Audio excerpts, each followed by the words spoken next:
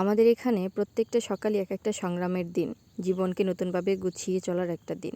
তো এখানে আমাদের বাড়িতে অনেক রসুন এখন এবং কিছুদিন পরে আবার ধান উঠবে। এদিকে ধানও পেকে গেছে, এদিকে রসুনেরও কাজ।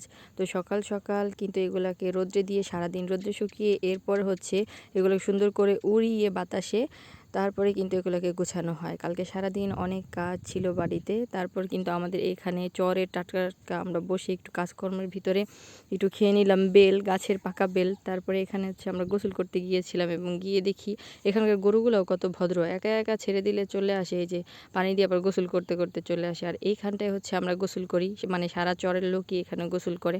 অনেক সুন্দর পানি এখানে। এটা হচ্ছে পদ্মা নদীর শাখা। তো এখানে গোসল করতে গেলে মানে সারাদিন যত ক্লান্তি কাজ করি না কেন সেই ক্লান্তিগুলো দূর হয়ে যায় এত সুন্দর পানি দিয়ে গোসল করলে। আসলে চরের মানুষের জীবন যতটা সংগ্রামী ততটাই আবার স্বাচ্ছন্দ্যের।